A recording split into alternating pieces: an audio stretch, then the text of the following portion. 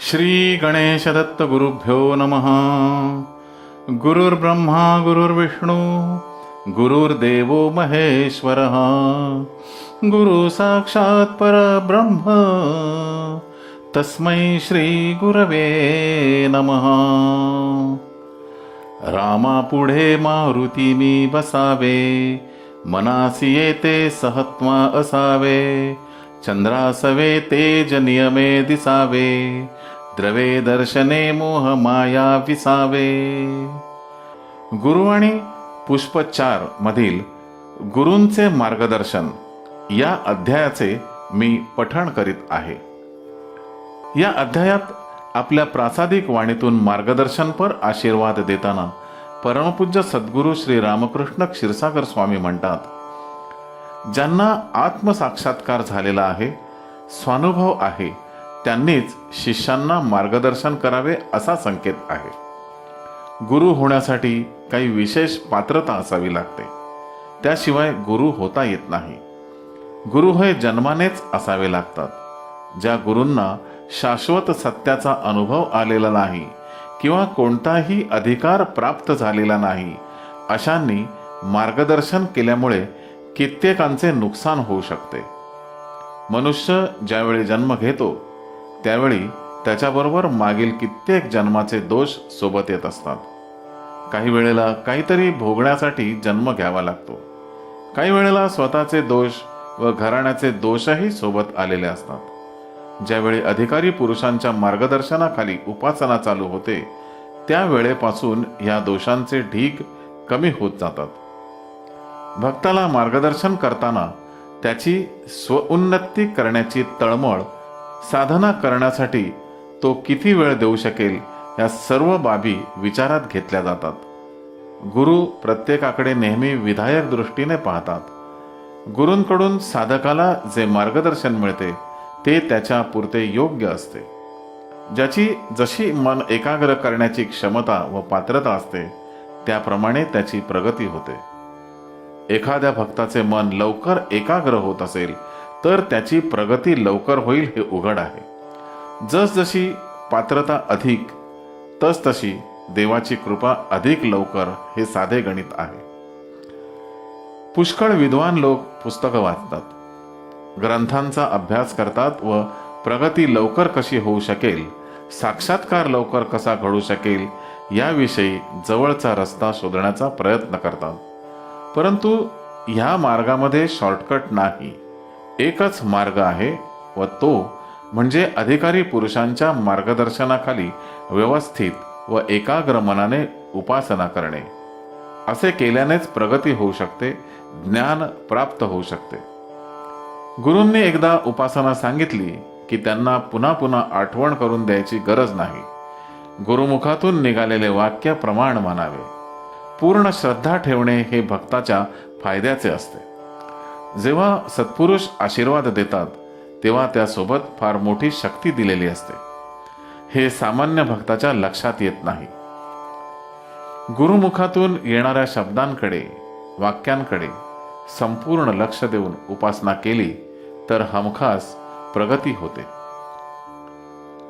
गुरूंच्या मार्गदर्शन व त्यासोबत दिलेली शक्ती कशी फलद्रूप होते याविषयी एक उदाहरण देतो. असे म्हणून परमपूज्य सद्गुरू पुढे म्हणतात, स्वामी विवेकानंदांच्या बालपणीचा मित्र एकदा फार आजारी पडला. पुष्कळ औषधोपचार झाले तरीही काही फरक पडला नाही.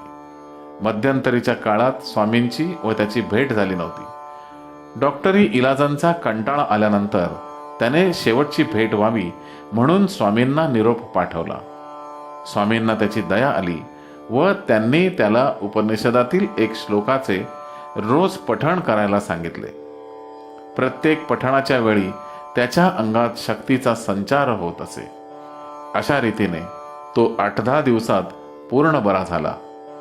ह्यामध्ये कोणाची शक्ती किती काम करत होती हे सामान्य लोकांना कळत नसते. तसे म्हटले तर उपनिषदातील प्रत्येक श्लोक हा वेदवाणीचा श्लोक आहे. तेव्हा वेदवाणीचा प्रभाव इथे दिसणार हे उघड आहे. ह्याशिवाय स्वामींनी ते पठण करायला सांगितले होते, म्हणजे सोबत स्वामींची शक्ती होती. याचा अर्थ श्लोक कोणी कोणास म्हणायला सांगितला हे त्या व्यक्तीवरही अवलंबून आहे. महान गुरूंचे शिष्यत्व मिळणे फार अवघड असते. तुम्ही त्यांना गुरु मानणे हे तुमचे म्हणणे आहे, ही तुमची बाजू आहे, परंतु त्यांनी तुमचा शिष्य म्हणून स्वीकार करणे महत्वाचे आहे. आणि हेच शिष्यत्व लवकर मिळत नाही. नित्य गुरुवाणी या ग्रंथातील 23 मार्चच्या आशीर्वादात परमपूज्य सद्गुरू म्हणतात, रामदास तुकाराम ज्ञानदेव यांना ईश्वर दर्शन झाले. चोखामेळा, सावतामाळी, रोहिदास, नरहरी सोनार, गोरा कुंभार यांची संत मालिका आहे. त्यांनी तेवढे कमावलेच. हा ईश्वरी सत्तेचाच प्रभाव आहे. जसे घरात बल्ब एक असतो पण त्याचा प्रकाश हा सर्वांसाठी असतो, तसेच त्यांनी कमावलेली ईश्वरी शक्ती ही सर्वांच्या उपयोगी पडणारी आहे. या सर्व विभूती जगाच्या कल्याणासाठीच जन्माला आल्या व कल्याण करून गेल्या. त्या ईश्वरी सामर्थ्याच्या अनुभूतीनेच, यांच्या सहवासानेच ईश्वर कळतो. एरवी सामान्य मनुष्याला त्याचे दर्शन होणे शक्य नाही. त्यांच्या संगतीत या भावना येतात. या संत पुरुषांचे दर्शन घ्यावेसे वाटते.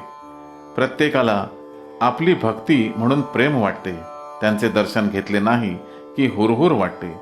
एक प्रकारची पोकळी उत्पन्न होते व दर्शन झाले की ही पोकळी नाहीशी होते. याला ईश्वरी किमया असे म्हणतात. याच नित्य गुरुवाणीमध्ये 24 मार्चच्या आशीर्वादात परमपूज्य सद्गुरू म्हणतात, मी ईश्वराच्या बाजूने बोलणारी व्यक्ती आहे. देवा, तू तुझे गुण गाण्याची बुद्धी आम्हाला दे. आम्ही तुझे गुण गायचे नाही तर कुणाचे गायचे? जर असे केले नाही तर आमच्या जीवनाला काय अर्थ आहे? मी जवळजवळ त्याचं वकीलपत्रच घेतलेलं आहे. यासाठी तुम्ही ईश्वर निंदेत, ब्राह्मण निंदेत भाग घेऊ नका. असे जर वागलात तर तुमच्यातील ईश्वरी शक्ती कायम जागृत राहील. ती शक्ती कायम वास करून राहिल्याने तुम्हाला अभयच देईल, तुमचे रक्षण करील. मनुष्य हा फक्त भूमीवर आहे, पण ईश्वर सर्वत्र आहे. राम अवतारात भगवंताने कृती करून दाखवली व कृष्ण अवतारात भगवंताने उपदेश केला. पण एवढ्या घोर कलियुगाच्या ठाई सुद्धा हे रामकृष्ण आपल्याला कृती व उपदेश दोन्हीही देत आहेत, असे परमपूज्य सद्गुरू श्री रामकृष्ण क्षीरसागर स्वामी म्हणतात. श्री गुरुदेव दत्त. गुरुबंधू आणि भगिनीनो, या पुढील अध्यायाच्या पठणासाठी पुन्हा भेटूया उद्या सकाळी 6 वाजता. श्री गुरुदेव दत्त.